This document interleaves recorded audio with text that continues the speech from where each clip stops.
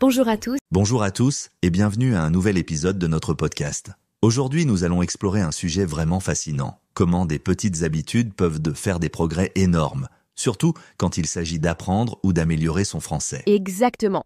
Et tu sais, c'est fou comme ces détails, qui paraissent tout petits au départ, peuvent complètement transformer la façon dont on apprend. Je veux dire, ça m'a tellement aidé dans ma propre trajectoire.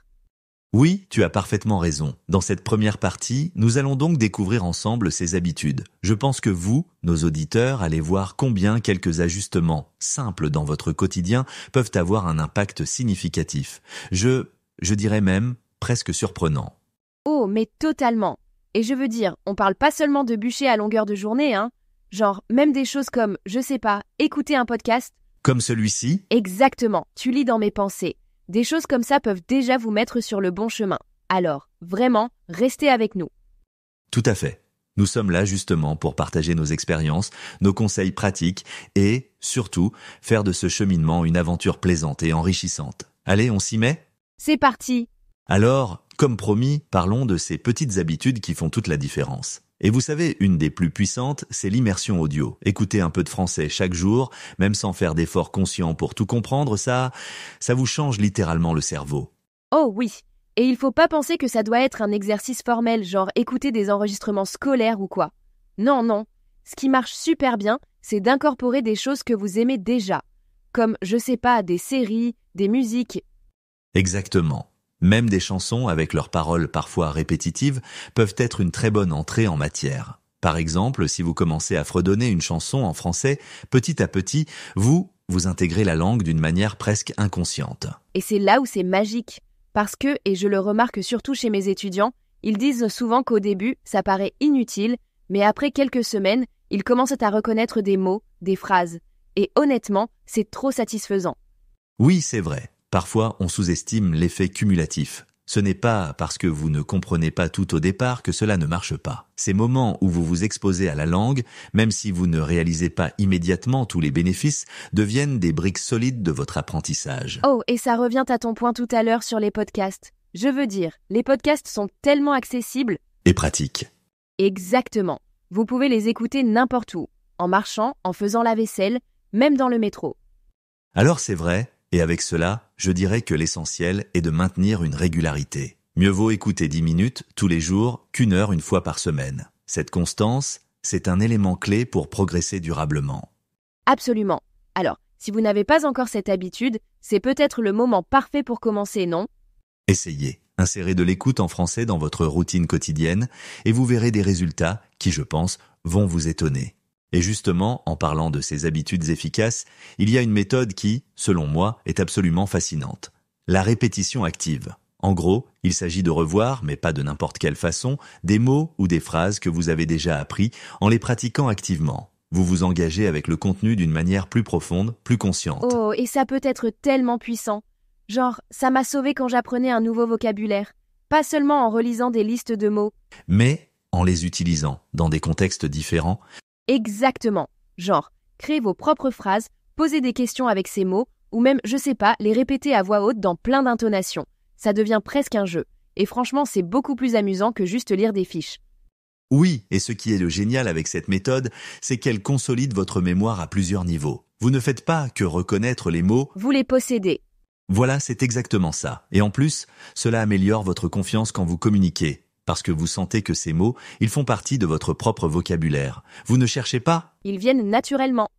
Oui, ils coulent presque de source. Une technique que j'encourage toujours, c'est de réviser régulièrement avec des cartes mémoire ou mieux encore, des applications interactives qui incluent la répétition espacée. Cela aide à renforcer les apprentissages sans que vous ayez à y consacrer des heures tous les jours.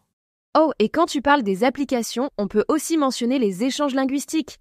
Tu sais, ces plateformes où tu pratiques avec un locuteur natif et force-toi à utiliser ces nouveaux mots. C'est tellement cool parce que ça rend l'apprentissage hyper vivant. Absolument, c'est une addition superbe à la répétition active. Et pour ceux qui n'ont pas toujours l'occasion de pratiquer avec un natif, il y a même des astuces comme parler à soi-même ou tenir un journal en français. Ces petites choses peuvent vraiment faire la différence. Oh oui, j'ai carrément une amie qui se racontait des histoires en français pendant qu'elle faisait la vaisselle. Ça peut paraître dingue au début, mais ça a porté ses fruits, je te le dis.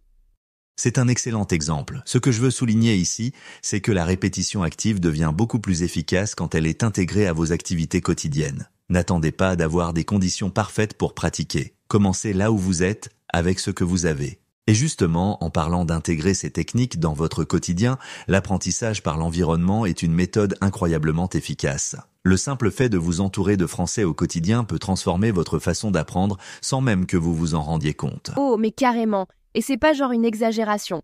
Par exemple, j'ai une étudiante qui a décidé de changer la langue de son téléphone en français. C'était comme un déclic, tu vois. Elle s'est retrouvée à, genre, tout lire et comprendre sans y penser. Oui, exactement. Et cela ne s'arrête pas au téléphone. Pensez à des choses comme les menus de restaurants, les panneaux ou même les emballages alimentaires. Chaque mot que vous voyez ou entendez enrichit votre vocabulaire, même si ce n'est pas immédiat. D'ailleurs, c'est marrant parce que ça marche aussi quand vous visitez des endroits où le français est partout, comme des musées ou des quartiers francophones. Vous êtes obligé de vous engager avec la langue, de lire ou écouter. Ah, absolument. Et ce que j'encourage toujours, c'est de rester attentif à ces petites choses. Rappelez-vous que chaque interaction avec la langue est une opportunité. Une affiche publicitaire dans la rue peut devenir votre exercice de lecture du jour. Et j'ajoute que c'est super motivant aussi, parce que ce sont des situations réelles, pas juste des exercices d'un manuel. Quand tu réussis à commander un café ou demander ton chemin, en français, je veux dire, ça donne confiance, non ? Tout à fait. C'est ce sentiment d'accomplissement qui pousse à continuer, à persévérer. Et c'est là que l'environnement joue un rôle clé. Lorsque vous êtes entouré de français, même de manière passive, vous captez des nuances, des expressions que vous n'entendriez pas autrement. Et ça peut être aussi simple que de porter attention aux conversations dans un café ou même d'écouter des annonces dans le métro. On apprend tellement juste en écoutant. Oui, ce sont toutes ces petites choses qui, cumulées, forment une base solide. Et surtout, n'ayez pas peur de faire des erreurs en essayant de reproduire ce que vous entendez. C'est comme ça qu'on apprend, vraiment. Et c'est justement dans cette immersion qu'on trouve un aspect essentiel, la communication interactive. À mon avis, c'est vraiment au cœur de l'apprentissage d'une langue. Parler, écouter, répondre, c'est un peu comme une danse, non ? Chaque geste, chaque mot compte, et petit à petit, on se synchronise avec la langue. Oh, mais c'est tellement vrai. Et tu sais, ce qui est génial avec ça, c'est que ça marche même quand on débute. Pas besoin de parler parfaitement pour engager une conversation. Et souvent, les erreurs ajoutent même une sorte de charme, non ? Oui, et je dirais même que ces erreurs, ces petits moments où on se trompe, peuvent devenir des opportunités d'apprendre. Par exemple, lorsque quelqu'un corrige une petite faute ou nous aide à reformuler une phrase, cela crée un lien instantané, une interaction authentique. Ah oui, tellement.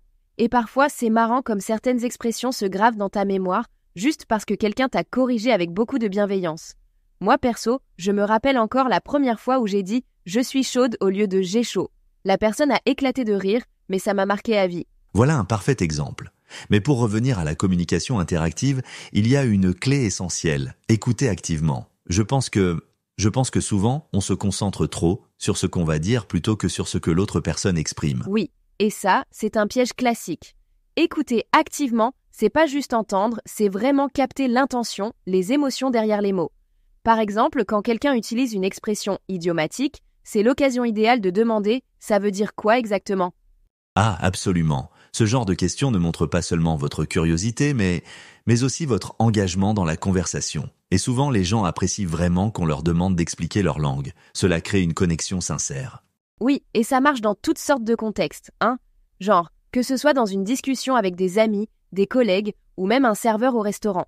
Chaque échange compte. Tu te rappelles l'histoire de mon étudiant qui a commandé un croissant? Ah oui, et il a fini par pratiquer toute une conversation juste en commentant la qualité du beurre. Exactement, et il était tellement fier après. Ce genre d'interaction simple, ça booste tellement la confiance. Alors, si vous nous écoutez et hésitez encore à engager la conversation, rappelez-vous, chaque mot échangé est un pas de plus vers la maîtrise. Et peut-être le plus important, c'est de rester détendu. La communication interactive, ce n'est pas un examen, c'est un échange humain, un moment de partage. Alors, amusez-vous, osez poser des questions ou même faire des blagues et vous apprendrez tout naturellement. Et justement, pour que cette communication interactive soit encore plus efficace, on peut parler des habitudes mentales et cognitives. Ce sont ces petits ajustements dans la manière d'aborder l'apprentissage qui permettent de mieux mémoriser, mais aussi de commencer à réfléchir directement en français. Oh oui, parce que parfois c'est pas la quantité d'efforts qui compte, mais la qualité, tu vois. Genre, changer juste un détail dans ta routine peut avoir un impact énorme.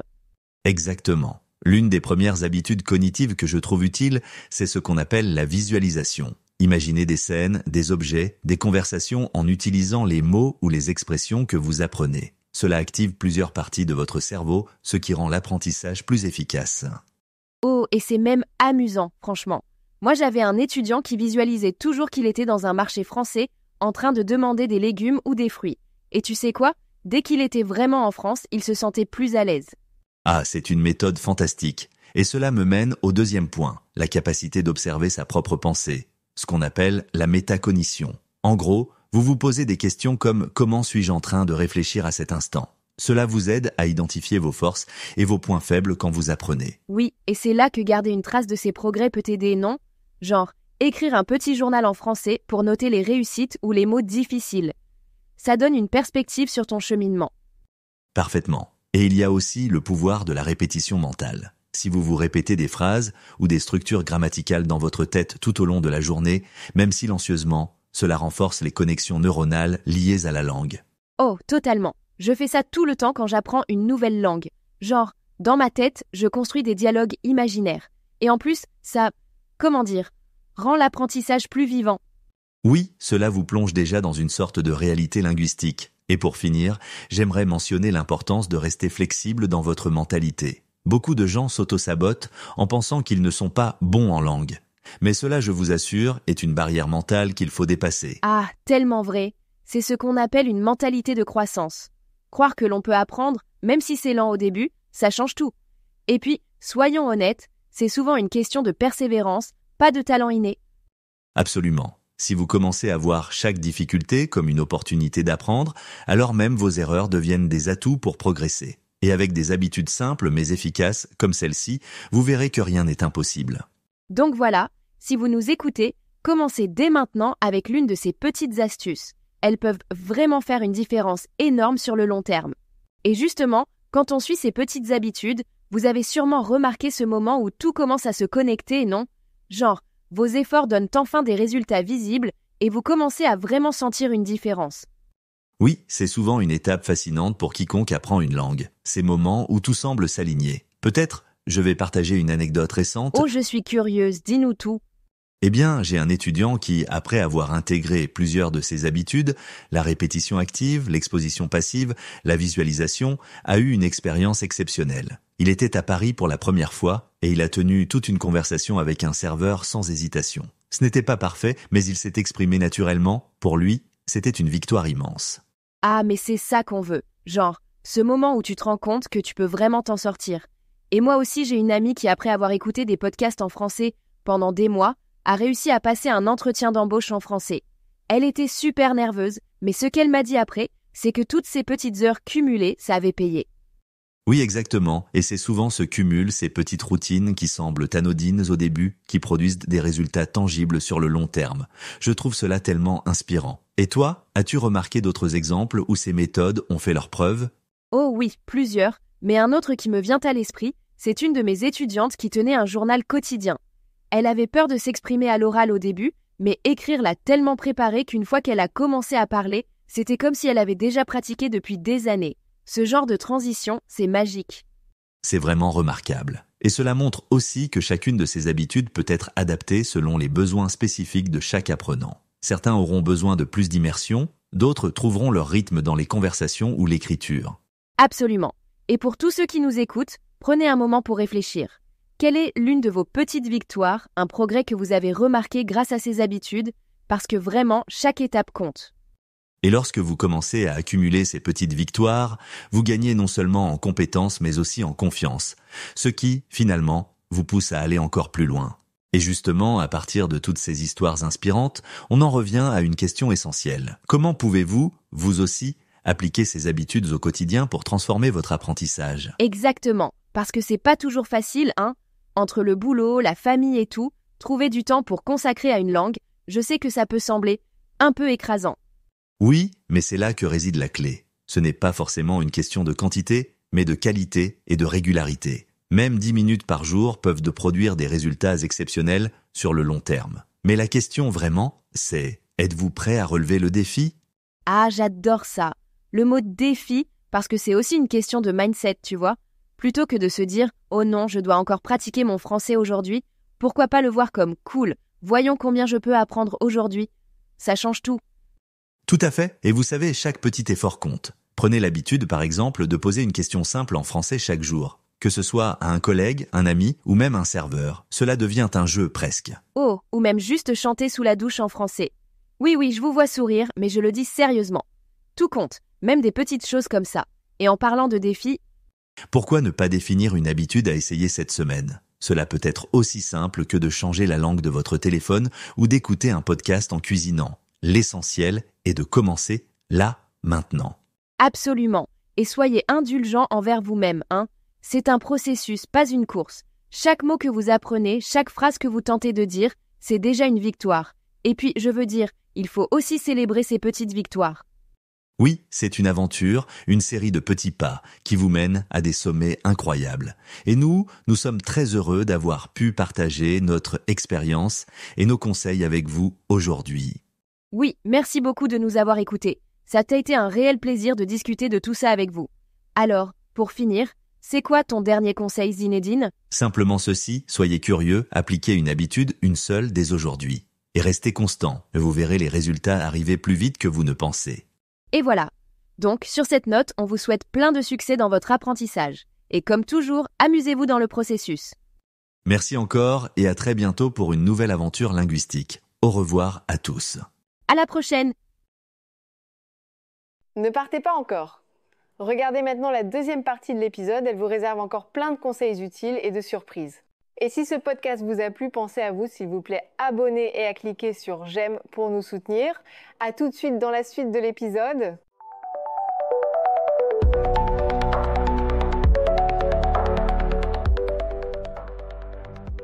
Bienvenue à FRENSH Listen, l'émission où nous plongeons dans les nuances de la langue et de la culture française. Aujourd'hui, nous allons explorer un sujet fascinant. 10 habitudes simples qui ont changé ma façon de parler français.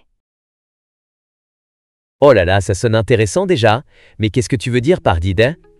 Habitude simple, tu veux dire des trucs comme se réveiller chaque matin en écoutant de la musique française ?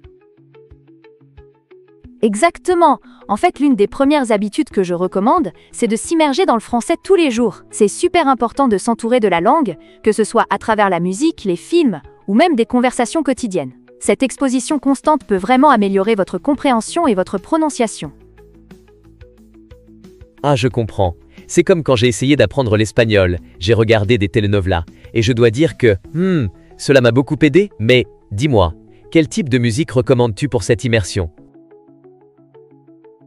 Bonne question! Je dirais, commence par des artistes populaires comme Edith Piaf ou Zaz. Leur style vous plonge direct dans la culture française. Les paroles sont parfois poétiques et vous pourriez même apprendre quelques expressions françaises uniques. Waouh, Edith Piaf, Doweke. Je me souviens d'une fois où j'ai écouté La vie en rose et j'ai ressenti comme un frisson là. La musique a un pouvoir incroyable. Mais après l'immersion, c'est quoi le deuxième habit ? Ah, le pouvoir de la répétition! Que ce soit en pratiquant des phrases ou du vocabulaire, la répétition solidifie vraiment votre apprentissage.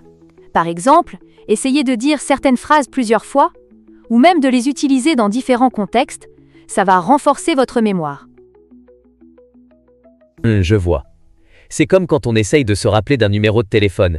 J'ai dû le répéter plusieurs fois avant de le mémoriser. Mais est-ce que cela signifie qu'il faut être un peu ennuyeux parfois, non ? Haha, pas du tout. En fait, il s'agit de rendre ça ludique. Vous pouvez créer des jeux de mémoire ou même utiliser des applications comme Duolingo. Ouais, je peux imaginer, mais à quel point est-il important de vraiment converser avec d'autres ? Très important. Activez votre engagement dans la conversation. Cherchez des partenaires linguistiques ou des groupes. Parler avec d'autres, c'est un bon moyen de pratiquer, mais cela vous expose également à différents accents et dialectes. Chaque interaction est une opportunité. Oh, je comprends. C'est un peu comme voyager, n'est-ce pas ? Quand vous êtes dans un nouveau pays, parler la langue est en quelque sorte une clé pour découvrir la culture. Exactement. Et d'ailleurs, embrasser vos erreurs est une partie cruciale. L'apprentissage des langues est un jeu d'essais et d'erreurs, alors ne fuyez pas les fautes. Ils sont des tremplins vers l'amélioration. Oui, je suis souvent un peu gêné d'attraper des erreurs, mais ça a du sens. Les blocages psychologiques, parfois ça nous freine, n'est-ce pas? Ah, et tu as d'autres astuces? Bien sûr! Tenez un journal en français. Ça aide à organiser vos pensées et à pratiquer la structure des phrases. Au début, commencez par écrire seulement quelques phrases sur votre journée. Ça va devenir de plus en plus naturel. Promis! C'est une super idée. Mais parfois, je n'ai rien d'intéressant à écrire. Genre, j'ai mangé des pâtes. Comment éviter cela? Haha, bien sûr, mais même cela peut être riche en détails. Par exemple, qu'est-ce que vous avez mis dans vos pâtes? Comment les avez-vous préparées? Chaque détail compte. Oh là là, j'aime. Et pour l'écouter des natifs, tu penses que c'est juste passer des heures sur des podcasts? Exactement. Concentrez-vous sur l'écoute de locuteurs natifs, comme à travers des podcasts, des nouvelles ou même des histoires. Cela aiguise votre oreille pour les accents et les schémas de discours. Ça donne tellement envie d'écouter des histoires, je me sens ohudzaran chegosei, afaibation amau ohudzei, afaibation. Motivé simplement à y penser. Par contre, que dis-tu de lire? Ah, la lecture! Explorez différents types de matériel, des romans aux articles. Choisissez du contenu qui vous intéresse. Ainsi, le processus d'apprentissage est joyeux et engageant.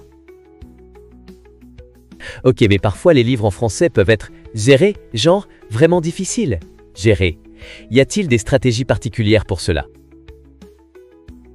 Oui, lisez des livres adaptés à votre niveau. Ou commencez par des bandes dessinées avec des illustrations. Cela rend la lecture moins intimidante et vous aide à saisir le contexte. Oh, c'est très malin, mais on a parlé des objectifs, n'est-ce pas? Parfois je me sens tellement perdu sans but. Oui, définir des objectifs réalisables peut vraiment vous garder motivé. Que ce soit apprendre un certain nombre de mots par semaine ou pratiquer un certain temps, des objectifs donnent direction et sentiment d'accomplissement. Haha, et ça fait tellement de bien de célébrer des petites victoires. J'essaierai de noter mes progrès. C'est comme un petit coup de pouce sur l'épaule, n'est-ce pas? Oui, exactement. Chaque petite réalisation est un pas vers la maîtrise. Donc rappelez-vous, la constance est la clé, et avec le temps, votre français fleurira. Je suis tellement excité d'appliquer tout ça. Merci pour cette discussion vivante, c'était très enrichissant. Je suis ravie que ça vous ait plu. Et n'oubliez pas, chers auditeurs, de partager vos expériences avec nous. À la prochaine fois. Ne partez pas encore, regardez maintenant la partie finale de l'épisode, elle vous réserve encore plein de conseils utiles et de surprises. Et si ce podcast vous a plu, pensez à vous s'il vous plaît, abonner et à cliquer sur j'aime pour nous soutenir. À tout de suite dans la suite de l'épisode. Bonjour et bienvenue. Aujourd'hui, on va explorer des stratégies pour améliorer son français le parler. On s'appuie sur des documents qui tournent autour de 10 habitudes simples qui ont changé ma façon de parler français.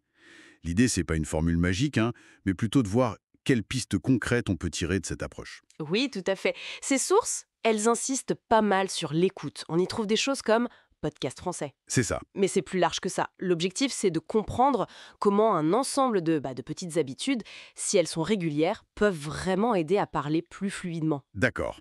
Alors, allons-y, examinons ça d'un peu plus près. Quelle serait la première habitude clé d'après ces sources? Alors, la première, et c'est vrai que c'est souvent mentionné, ça reste l'écoute. Mais ce qui est intéressant, c'est la différence qu'ils font entre l'écoute passive et l'écoute active. Ah oui, passive et active. Voilà. L'écoute passive, c'est un peu l'idée de se laisser baigner dans la langue, quoi. Laisser tourner la radio, un podcast, même si on ne comprend pas tout, juste pour habituer l'oreille au son, au rythme. D'accord. Les sources disent que c'est très bon pour entraîner l'oreille, presque sans s'en rendre compte. Une sorte d'immersion sonore. D'accord. Et l'écoute active alors? Qu'est-ce que ça implique concrètement, d'après ces documents? L'écoute active, c'est plus ciblé. Par exemple, écouter un petit bout de podcast, mais en suivant la transcription. Ah oui. Ou alors repérer un mot qu'on ne connaît pas, ou même essayer de répéter une phrase juste après l'avoir entendue. Ça demande un effort conscient pour analyser la langue. Et les podcasts en français, c'est vrai, ils sont souvent cités comme un super outil pour les deux types d'écoute. L'idée principale, c'est que les deux se complètent. Logique, oui. L'une prépare le terrain, l'autre aide à creuser plus profond. Mais bon, le titre parle de 10 habitudes. L'écoute, c'est clair, c'est fondamental. Mais qu'est-ce qu'on trouve d'autre comme piste simple, mais qui semble marcher? Une autre habitude qui ressort pas mal, c'est celle de penser en français. Ça peut sembler un peu abstrait comme ça, Oui, un peu. mais les sources le présentent comme un petit exercice mental à faire chaque jour. Pas longtemps, hein. L'idée, c'est pas de traduire tout ce qu'on pense, mais d'essayer de formuler des idées simples, directes, en français. Par exemple, Mais par exemple, en se décrivant dans sa tête ce qu'on fait. Là, je prépare le café ou tiens, je regarde par la fenêtre. Des choses toutes bêtes. intéressant ça. Donc l'idée, ce serait d'activer une sorte de mode français dans sa tête, même juste quelques minutes par jour. Et ça aurait un vrai impact d'après eux. Oui, l'argument, c'est que ça aide à automatiser certaines structures de phrases, du vocabulaire courant, sans avoir la pression de devoir parler à quelqu'un. D'accord. C'est comme une répétition intérieure, quoi. Ça rendrait les mots, les tournures plus faciles à sortir quand on doit vraiment parler. C'est présenté un peu comme un pont entre comprendre via l'écoute et puis produire la langue. Je vois. Donc on a l'écoute, passive et active, et cet exercice mental de penser en français. Est-ce qu'il y a une troisième habitude simple qui est particulièrement mise en avant? Peut-être une qui implique de produire un peu de langue, même un tout petit peu. Oui, absolument. Une autre habitude simple qui est suggérée, c'est de faire l'effort d'utiliser une nouvelle expression ou un nouveau mot qu'on a appris dans une phrase chaque jour. Juste une? Oui, même si on se parle à soi-même. Ou alors, autre idée, résumer très brièvement à voix haute, genre en une ou deux phrases, quelque chose qu'on vient d'écouter ou de lire en français. Une ou deux phrases. Ça paraît vraiment minime comme effort. Le bénéfice est là quand même, hein? Mais justement, c'est ça le point clé, la simplicité et la régularité. Le but, c'est pas de faire un grand discours, c'est juste de dépasser le petit blocage qu'on a parfois à produire du français. Mhm. Et si on fait ça tous les jours, ce micro-effort, petit à petit, ça construit la confiance. Ça rend le fait de parler moins intimidant. Les sources insistent vraiment là-dessus. C'est la constance de ces petites actions qui fait le changement sur le long terme. Bien compris. Donc, si on essaie de résumer, il y a l'input, l'entrée d'informations, de façon massive et régulière avec l'écoute passive et active. Ensuite, l'entraînement mental en pensant en français. Et puis finalement, briser la glace de l'expression orale avec ses toutes petites productions quotidiennes. C'est exactement ça. Ce qui ressort vraiment, c'est l'efficacité de la régularité. C'est la combinaison de ces habitudes simples, mais constantes.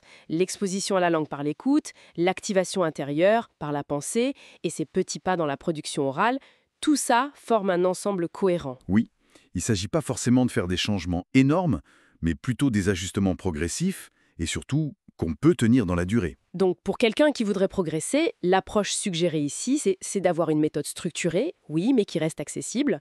On mise sur des actions répétées plutôt que sur des grosses sessions d'études intensives, mais qui arrivent une fois de temps en temps. Tout à fait. Moins de pression, mais plus de constance. C'est complètement ça l'esprit, la constance qui prime sur l'intensité qu'on n'arrive pas à maintenir. Intégrer ces petites habitudes dans le quotidien, c'est un peu comme semer des graines, quoi.